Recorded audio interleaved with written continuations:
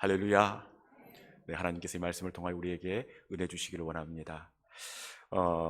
불과 엊그제까지만 해도 해가 제법 긴 것 같더니 오늘 이렇게 또 실감이 나더라고요. 해가 부쩍 짧아졌어요.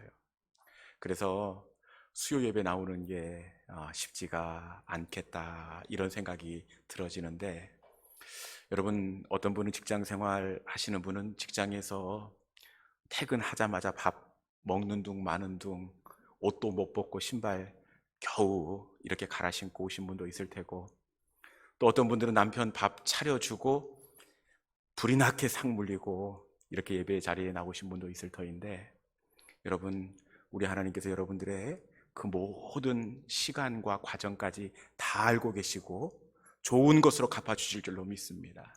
이 밤에 예배하신 특별한 은혜로 우리를 만족해 하시는 이 수요 저녁 예배가 될 수 있기를 주님의 이름으로 축원합니다. 지난주에 우리는 그 초대교회 가운데 찾아왔던 위기에 관한 말씀을 나누었습니다. 누가 봐도 초대교회는 어려움이 없을 것 같았어요. 왜냐? 초대교회는 성령 충만한 교회 공동체 아닙니까?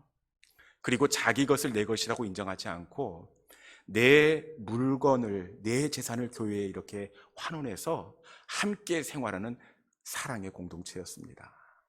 그리고 초대교회는 기적의 공동체였고 날마다 부흥하는 공동체였습니다. 그렇기 때문에 이 교회는 위기도 어떤 문제도 없을 것 같았는데, 지난주에 보니까 교회가 이 두 쪽으로 쫙 쪼개질 위기가 초대교회 가운데 찾아왔습니다. 이 초대교회 가운데 왜 위기가 시작되었습니까? 그것은 그 분배의 문제 때문이었습니다. 초대교회는 그 어려운 생활을 하시는 과부들을 교회가 책임을 지는데, 어느 날부터인가 이 분배가 너무 편파적으로 이루어지는 겁니다. 헬라파, 히브리파 공정하게 이루어지지 않고 이 분배가 일방적으로 히브리파에게 쏟아지는 겁니다. 그래서 이 두 공동체가 부딪혀서 큰 갈등이 벌어지고 말았습니다. 여러분, 이렇게 되면 어디를 만져야 합니까? 문제의 근원을 만져야지요. 분배이기 때문에 분배에 관한 그 해결을 강구해야 옳습니다. 그런데 참 희한하게 초대교회 사도들이 어디를 만지느냐? 그것은 이 초대교회 교인들이, 사도들이 말씀과 기도에 전무하리라. 은혜를 보내는 것에 사도들이 집중하고 있습니다. 왜 은혜를 흘려보내려고 하는 겁니까? 그것은 갈등과 불만은 현상인 것을 알았습니다. 갈등과 불만은 현상이고 진짜 원인은 은혜가 결핍되었기 때문이라는 것을 알았기 때문입니다. 사도들로부터 공급되었던 은혜가 줄어들고 기도와 성령의 충만이 사그라들었기에 갈등과 분열이 현상으로 나타났다는 겁니다. 여러분, 현상만 보고 접근하면 큰일 납니다. 현상이 아니라 원인을 치료해야 합니다. 다시 말씀드립니다. 현상이 아니라 원인을 치료해야 합니다. 그 심근경색 같은 경우에도 현상이 어떻게 나타나느냐? 급체로 옵니다. 꼭 체한 것 같아요. 그래서 손가락 따고 소화제 먹고 그 현상만 보고 대처했다가는 큰일 납니다. 여러분, 현상이 아니라 원인을 치료해야 합니다. 우리 삶에 갑자기 예상하지 못했던 문제가 버거워지고, 그리고 그 사춘기 자녀들의 그 예민함이 날카로워져서 힘들다고 생각되는 성도들이 있을 수 있습니다. 요즘 갱년기라 체력이 안 돼서 힘에 부친다고 내 삶이 어렵다고 생각하는 그런 교우들도 있을 수 있습니다. 그런데 여러분, 이것들은 모두가 현상입니다. 원인은 내 안에 은혜가 메말랐기 때문입니다. 지난날 돌아보면 이것보다 몇 갑절 훨씬 더 어렵고 힘이 들었습니다. 그럼에도 불구하고 감사가 있고 뭘 해도 재미가 있고 가뿐했던 것은 은혜가 있었기 때문입니다. 여러분, 어떻게 우리 안에 다시 기쁨과 감사가 넘쳐날 수 있느냐? 다시 은혜입니다. 다시 은혜가 흘러들어야 합니다. 다시 은혜가 넘칠 때 상황과 형편을 뛰어넘는 감사가 고백될 수 있습니다. 다시 은혜가 넘칠 때 7번 넘어진다고 하더라도 다시 우리는 일어설 수가 있습니다. 이 저녁에 우리의 심령 가운데 다시 은혜가 시작될 수 있기를 주님의 이름으로 축원합니다. 오늘 우리가 나누게 될 말씀은 이 다윗의 시편에 관한 내용입니다. 이 시편은 그냥 나온 것이 아니라 시를 쓰게 된 배경과 사건이 있습니다. 이 배경과 사건을 알아야 본문을 정확하게 읽어낼 수가 있습니다. 보통 이 사건의 배경을 그 시편 제일 위에 보면 가로로 해서 표제어에 담아 놓는 경우가 있는데, 오늘 이 34편의 표제어가 어떻게 되어 있습니까? 괄호해서 그거 다른 글씨로 써져 있는데 한번 읽어볼까요? 34편 어떻게 써져 있습니까? 같이 읽습니다. 시작. 다윗이 아말렉 앞에서 미친 채 하다가 쫓겨나서 지은 시. 지금 이 시편은 다윗이 아말렉 앞에서 미친 채 하다가 쫓겨난 이후에 지은 시, 이 상황을 배경으로 하고 있습니다. 이 아말렉은 블레셋 왕입니다. 왜 다윗이 블레셋 나라까지 이렇게 흘러가게 되었을까요? 왜 그 이방 왕 앞에서 미친 척을 했을까요? 여러분, 다른 나라는 몰라도 다윗이 블레셋에 가면 안 되는 건 아닙니까? 블레셋 하면 생각나는 사건이 있는데, 다윗과 골리앗의 나라가 바로 블레셋입니다. 여러분, 다른 나라는 몰라도 블레셋 입장에서 다윗은 자기의 대장군 골리앗을 쓰러뜨린 철천지 원수입니다. 그렇기 때문에 다른 곳은 몰라도 블레셋에 들어간다는 것은 기름을 껴얹고 불 속에 뛰어가는 것과 마찬가지입니다. 그럼에도 불구하고 어쩔 수 없이 다윗이 블레셋에 이렇게 들어가게 되는데, 왜 다윗이 블레셋에 들어가게 되었을까요? 제가 어제 가서 왜 그랬냐고 물어봤어요. 그랬더니 아이고 목사님, 그 여자들 때문에 제가 눈치가 있어야지요. 이스라엘의 여인들 때문에 내가 어쩔 수 없이 블레셋으로 도망가게 되었다, 이런 이야기를 하더라고요. 무슨 말이냐? 때는 바야흐로 거슬러 올라가 다윗이 골리앗을 쓰러뜨리고 난 이후에 그 전쟁터에서 본국으로 돌아오던 시간을 배경으로 하고 있습니다. 여러분, 전쟁에서 승리하면 곧바로 그 전장에서 군대를 해산하고 집으로 돌려보내는 것이 아니라 반드시 개선 행렬을 합니다. 군인들을 사기를 충천시키고, 그리고 그 왕이 자신을 과시하기 위해서 반드시 개선 행렬을 통해서 백성들 앞을 지나가게 합니다. 아마 골리앗을 쓰러뜨리고 오던 그날도 마찬가지였을 터인데, 특히 이날 여자들이 큰 싸움에서 정말 어려운 싸움을 이겼기 때문에 제가 보니까 손에 이게 악기는 하나도 없습니다. 집에 있는 후라이팬, 세숫대야 양동이, 이런 거 들고 나와서 환호하려고 이렇게 쫙 도열을 하고 있습니다. 아마 사울왕이 백마를 타고 이 군대를 뒤로 거느리고 그 개선 행렬로 입장하지 않았겠습니까? 사울왕이 백마를 타고 쫙 입장을 하니까 그 도열에 있던 백성들, 그 중에서도 여인들이 난리가 나죠. 우와, 우리 왕이시여. 여러분, 어떻게 환호가 들리는 것 같지 않습니까? 발짝발짝 뛰면서 좋아서 이렇게 환호를 하는데, 그러면 그 말 위에 타고 있던 이 사울왕이 이렇게 보통 이렇게 손을 흔들면서 그만하라고, 됐다고 이렇게 하지 않겠습니까? 이 분위기를 즐기면서 흡족해 하면서 개선 행렬을 통과하는데, 여러분, 왕이 지나고 나면 소리가 잦아들어야 할 터인데 돌아보니까 소리가 더 커지는 겁니다. 그러면서 그 환호가 노래가 되는데, 그때 우리가 지금까지도 기억하고 있는 그 노래가 울려 퍼지는 겁니다. 그 노래 가사 아십니까 혹시? 사울이 죽인 자는 천천히요, 다윗이 죽인 자는 만만이로다. 여자들이 분위기를 알아야죠. 왕 앞에서 다윗을 칭찬하면 이 왕이 어떻게 되겠습니까? 적당히 하고 말아야지. 사울이 죽인 자는 천천히요, 다윗이 죽인 자는 만만이로다. 열렬하게 다윗을 환호하는 겁니다. 왕 체면에 화를 낼 수는 없습니다. 아마 이렇게 평온한 척 웃어 보이지만 그 웃음이 입꼬리가 한쪽이 쭉 올라가는 겁니다.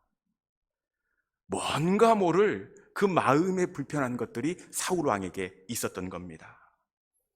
여러분, 이날부터 사울의 가슴 속에는 자신도 주체할 수 없는 그 복수의 불꽃이 이글이글 타오르기 시작했습니다.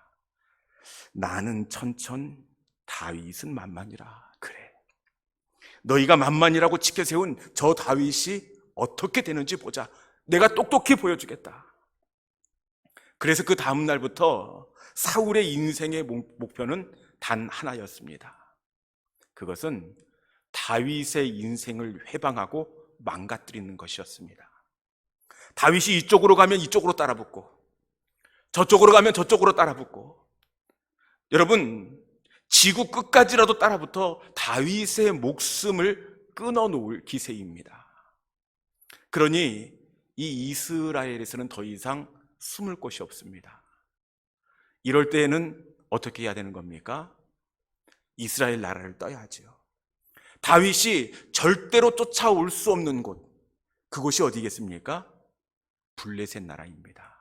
이스라엘과 블레셋은 철천지 원수입니다. 그렇기 때문에 다윗이 블레셋으로 망명을 하면 사울의 그 압박에서 벗어날 수가 있는 거였습니다. 그래서 어쩔 수 없이 다윗이 블레셋 나라로 망명을 하였습니다. 그런데 안타깝게도 얼마 지나지 않아 다윗이 어떻게 되었겠습니까? 체포되고 말았습니다. 그래서 제가 또 왜 붙잡혔냐고 다윗 어제 가서 또 신방하면서 물어봤지요. 그랬더니 목사님, 제가 군인이잖아요. 제가 군인이라 다윗 아닌 척 변장하고 연기하고 이렇게 다윗 아닌 척 어투를 사용하는데, 여러분, 군인들이 연기를 잘합니까? 뻣뻣합니까? 뻣뻣합니다. 다윗 아닌 척 연기하면 연기할수록 더 다윗 같은 겁니다. 그래서 바로 112에 신고해가지고 거동이 수상한 자 다윗 같다. 그리고 이 다윗이 변장을 아무리 해도 다윗은 블레셋 나라에 있어서 얼굴이 이미 다 공개된 사람입니다. 자기의 대장군 골리앗을 죽인 사람, 그 철천지 원수 다윗 얼굴 다 기억하고 있지 않겠습니까? 이 가발을 써가지고 이렇게 아무리 가려보십시오, 딱 봐도 다윗입니다. 그래서 그 다음날 곧바로 이 블레셋 안기부에 체포가 되게 되었고, 급기야 그 왕 앞에 끌려가게 되었습니다. 여러분, 지금 포승줄에 묶여서 군인들의 그 삼엄한 경비를 받으면서 이 왕 앞에 다윗이 끌려 나오고 있는데, 이때 다윗의 심정이 어떻겠습니까? 6절 말씀에 보니까 이 곤고한 자가 부르짖어 이르되, 곤고한 자. 당시 다윗의 그 심정을 곤고라고 표현하고 있습니다. 곤고. 이 곤고의 사전적 의미를 보니까 곤란한 곤자에 쓰다 할 때 쓸 고를 쓰고 있습니다. 곤고는 쓰디 쓴 상황, 곤란하고 또 곤란한 상황이 바로 지금 다윗이 처한 상황입니다. 다른 본문에서는 내가 심히 두려워했다, 이렇게 되어 있습니다. 이 상황 가운데 있다고 한다면 누구라도 두렵지 않겠습니까? 포승줄에 묶여서 꼼짝할 수가 없습니다. 군인들이 득달같이 달려들어 갈기갈기 금방이라도 찢어 놓을 것만 같습니다. 네가 이스라엘 왕 다윗이냐? 조롱과 야유가 쏟아집니다. 여러분, 이런 상황이라고 한다면 아무리 하나님이라고 해도 어떻게 다윗을 도와줄 방법이 있기나 한 겁니까? 아무리 능지 못한 하나님이라고 하더라도 여러분, 이제 왕 앞에 포승줄에 묶여서 군인들로 둘러싸여 있습니다. 하나님이 개입하실 수 있는 틈도 없고 시간적 그 여유도 전혀 없는 상황 가운데 있습니다. 내가 곤고하다, 심히 두렵다. 지금 다윗이 이런 상황 가운데 있다는 겁니다. 아마 다리는 바들바들바들 떨리고 심장은 터질 듯이 그렇게 뛰지 않았겠습니까? 여러분, 이런 상황 가운데서 다윗이 어떻게 하느냐? 우리 본문 6절에 있는 말씀 같이 한번 읽어보도록 하겠습니다. 6절, 자 시작. 이 공고한 자가 부르짖음에 여호와께서 들으시고 그의 모든 환난에서 구원하셨도다. 다시 한번 읽겠습니다. 다시 한번, 자 시작. 이 곤고한 자가 부르짖음에 여호와께서 들으시고 그의 모든 환난에서 구원하셨도다. 아멘. 다윗이 어떻게 하였습니까? 이 곤고한 자가 부르짖음에, 다윗은 하나님께 부르짖었습니다. 여러분, 다윗이 어떻게 부르짖었겠습니까? 우리 성경에는 부르짖었다고 해서 하나님 하고 큰 소리로 부르짖지 않았을까, 이런 추측을 할 수도 있는데 지금 이 상황을 보면 숨소리조차도 낼 수 없는 상황입니다. 큰 소리를 내서 부르짖은 것이 아니라 다윗은 이 속으로 온 마음을 다해 하나님을 향해 부르짖었다는 것을 알 수가 있습니다. 인생의 막다른 길, 벼랑 끝에서 소리를 낼 수 없는 그 상황 가운데서 나의 하나님, 젖먹던 힘까지 짜내며 하나님을 부르짖었습니다. 여러분, 왜 이 상황 가운데서 다윗이 하나님께 부르짖었느냐? 이게 당연한 것 같지만 이 상황 가운데서 다윗이 부르짖었던 것은 그가 할 수 있는 일이 아무것도 없었기 때문에 그렇습니다. 양손은 포승줄에 꽁꽁 묶여버렸지.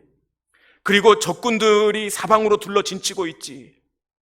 그리고 어떤 하나님이 개입할 수 있는 그 간격도 남아있지 않습니다.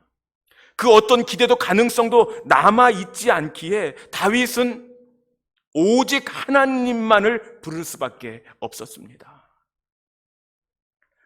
나의 하나님, 나의 하나님, 나의 하나님. 그의 소리는 들리지 않았지만 가슴이 터질 만큼 간절한 마음으로 하나님을 찾았습니다. 여러분, 기도는 하나님을 찾는 겁니다. 기도는 길을 찾는 것이 아니라 하나님을 찾는 겁니다. 기도는 방법을 찾는 것이 아니라 하나님을 찾는 겁니다. 이 밤 하나님을 찾는 저와 여러분이 될 수 있기를 축원합니다. 다윗이 다급하여 그 속으로 나의 하나님, 나의 하나님, 그렇게 하나님을 부를 때 하나님께서 어떻게 하시느냐? 제가 이 말씀을 깊이 묵상해 보니까 하나님이 더 다급하셔요. 다윗이 다급하여 오직 하나님만을 바라보며 간절히 부르짖을 때에 하나님께서 다급하게 역사하시는데 하나님께서 갑자기 다윗을 웃게 하십니다. 갑자기 다윗이 고개를 숙이고 포승줄을 묶여서 시무룩하고 죽은 듯이 가만히 있더니 갑자기 이 다윗이 하면서 웃는다는 겁니다. 여러분, 왜 다윗이 갑자기 이렇게 웃게 되느냐? 왜 하나님께서 다윗을 웃게 만드시느냐? 이 본문의 시편의 배경이 되고 있는 사무엘상 21장 13절에 가보면 하나님께서 이 다윗을 왜 웃게 하시는지, 우리 한번 본문 자막에 있는 말씀을 통해서 하나님께서 왜 웃게 하시는지, 다윗이 왜 웃고 있는지 한번 같이 13절의 말씀을 봉독하도록 하겠습니다. 자, 시작. 그들 앞에서 그의 행동을 변하여 미친 채 하고 대문짝에 그적거리며 침을 수염에 흘리매. 여러분, 하나님은 그 순간적으로 다윗을 미친 사람처럼 만들어버립니다. 행동을 변하여 미친 채 하고 대문짝에 그적거리며 침을 수염에 흘리며, 이렇게 되어 있습니다. 갑자기 미친 사람처럼 만드는데 눈을 갑자기 이 동자가 이 검은 건 안 보입니다. 이때는 흰색만 보여야 됩니다. 그리고 그들 앞에서 허허 미친 사람처럼 헛웃음을 웃습니다. 그리고 침을 어떻게 했다고요? 침을 흘린 정도가 아니라 줄줄 흘리는 겁니다. 수염을 타고 침이 줄줄 흘러내리고, 그리고 대문짝에 그적거리며, 대문짝에 침을 줄줄 흘리고 눈을 뒤집어 까고 손톱으로 박박 긁으면서 허허허허 이렇게. 어떻게 제가 연기를 잘하면 한번 눈도 이렇게 돌리고 이렇게 한번 보여줄 텐데, 예배 시간이라 좀 조심스러운데 이따 목양실로 오십시오. 한번 보여드릴게요, 제가. 여러분, 이날 다윗이 갑자기 미친 사람 연기를 하는데, 여러분들은 이날 다윗이 연기를 어느 정도 했을 것 같습니까? 제가 볼 때는 이것도 어설퍼요. 제가 볼 때는 다윗이 군인이라 위기 가운데 있으니까 몸이 더 굳어져 가지고 더 뻣뻣하고 영 어설프게 연기를 했을 것 같습니다. 그래서 신하들은 연기를 하면 할수록 다윗이 수를 쓴다는 것을 더 확신하게 되는데, 여러분, 블레셋 왕의 눈에는 완전히 미치광이로 보이는 겁니다. 자, 우리 사무엘상 21장 14절, 이때 다윗에 대한 연기의 평가, 이 블레셋 왕이 어떻게 평가를 하고 있는지 우리 자막에 21장 14절 말씀도 한번 읽어봅시다. 자, 시작. 아기스가 그의 신하에게 이르되 너희도 보거니와 이 사람이 미치광이로다.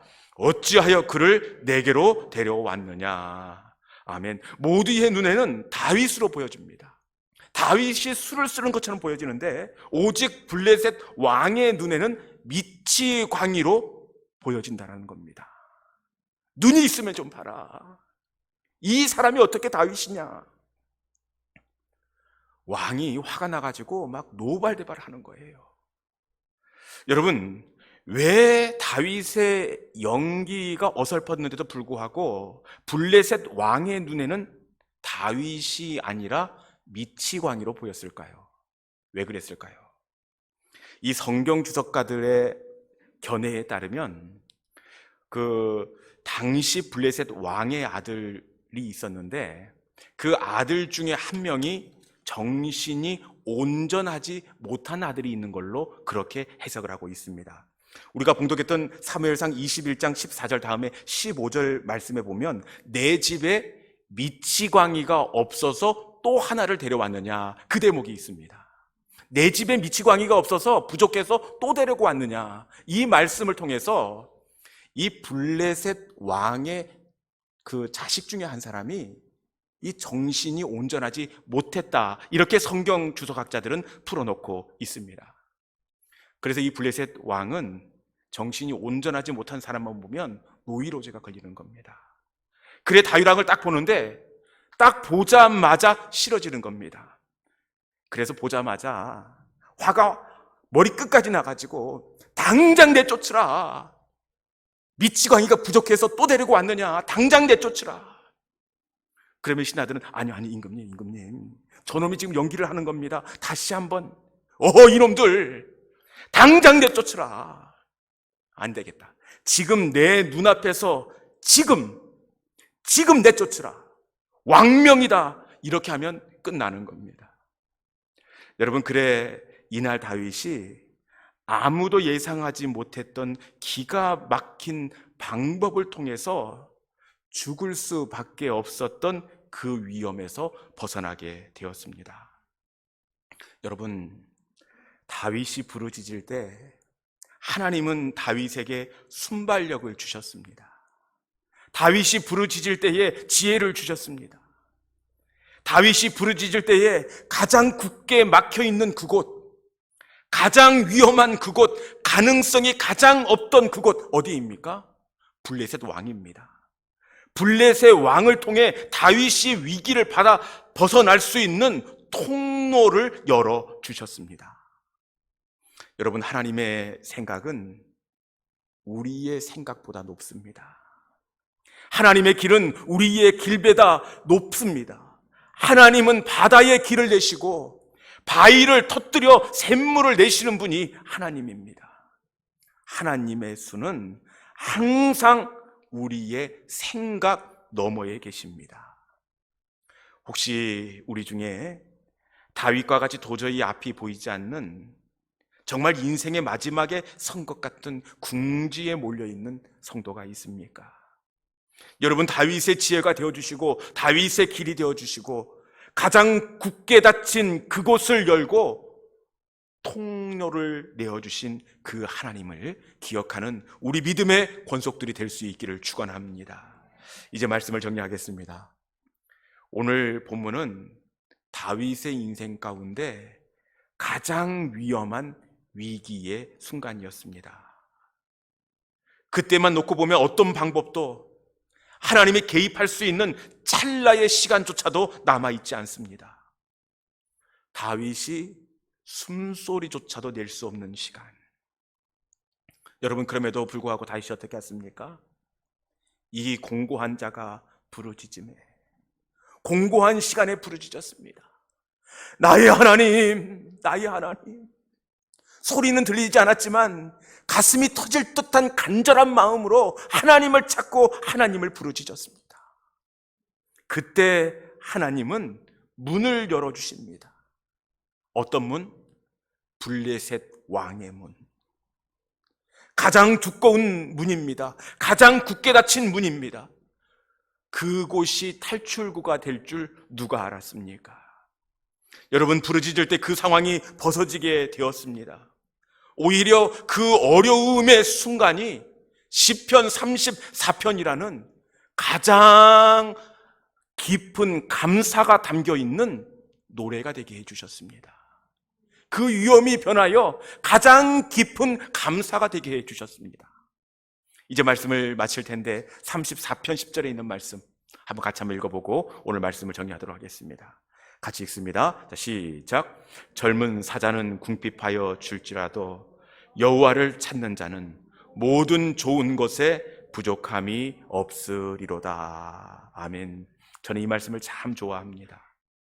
젊은 사자는 궁핍하여 줄일지라도 여호와를 찾는 자는 부족함이 없으리로다. 여호와를 찾는 자는 결코 반드시 부족함이 없으리로다. 여러분, 우리가 하나님을 찾을 때 하나님은 우리가 예상하지 못했던 곳에 길을 내십니다. 우리가 하나님을 부를 때 하나님은 우리의 피할 산성이 되시고 하나님은 우리의 피할 바위가 되어주십니다. 주의 이름을 부르십시오. 하나님은 이 밤에 우리 앞에 길을 내시고 이 밤에 우리를 건져주십니다. 젊은 사자는 줄일지라도 하나님을 찾는 우리는 결코 부족함이 없습니다. 이 밤에 가장 두껍게 닫힌 그 벽을 열고 우리의 위험에서 벗어나게 하시는 통로를 내시는 하나님이십니다. 이 밤에 그 하나님을 기억하시면서 주의 이름을 부르는 우리 믿음의 권속들이 될 수 있기를 주님의 이름으로 축원합니다. 이제 우리 함께 주신 말씀을 붙잡고 기도의 자리로 나아갈 텐데, 나의 힘이 되신 여호와여, 우리 함께 찬양하도록 하겠습니다.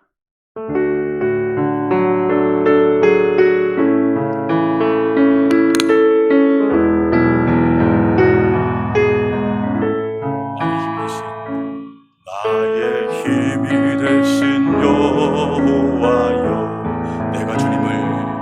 내가 주님을 사랑합니다. 주는 나의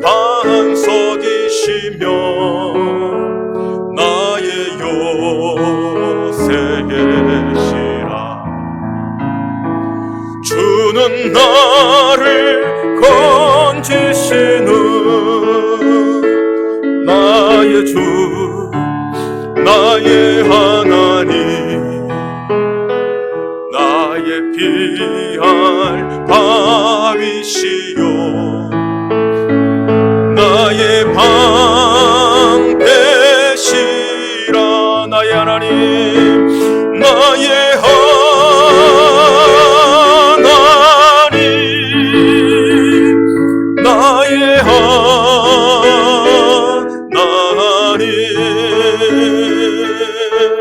구원의 뿌리시여 나의 산성이라 나의 하나님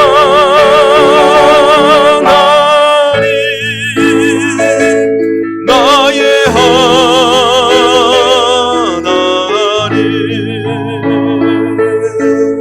그는 나의 여호와 나의